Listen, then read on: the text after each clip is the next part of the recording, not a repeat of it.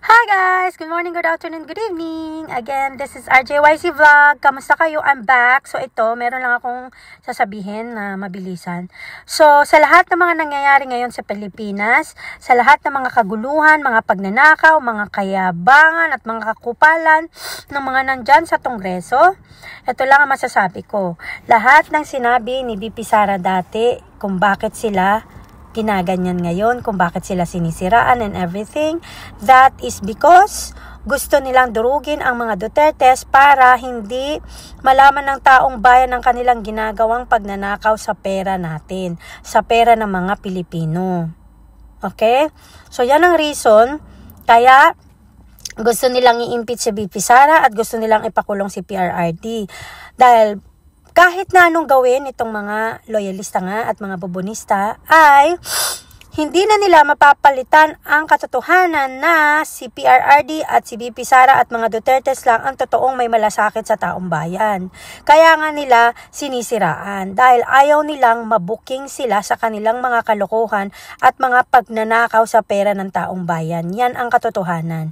Tanggapin nyo man o hindi yan, kayong mga loyalista at mga yellow tards, mga pink lawan at kung ano-ano pang tawag sa inyo.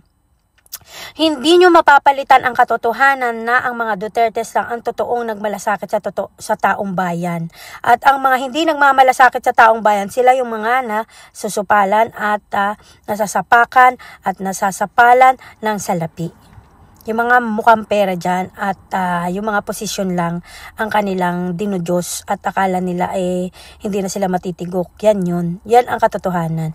Tanggapin natin ang katotohanan na kaya nila gustong tanggalin ang mga Duterte sa posisyon ay para magawa nila ang kanilang ginagawang pambabalahura sa taong bayan na kahit na magganda hirap-hirap ang mga Pilipino at ang Pilipinas, okay lang sa kanila. Basta meron silang maiuwing salapi para sa pamilya nila.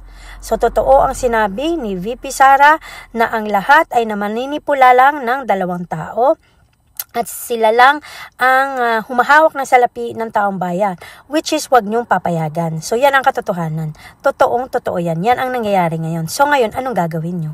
Anong gagawin niyo? What are you gonna do about it? Yun ang malaking tanong. Pero at least ngayon mas malinaw kung bakit nila dinidiktik ang mga Dutertes kasi ayaw nila.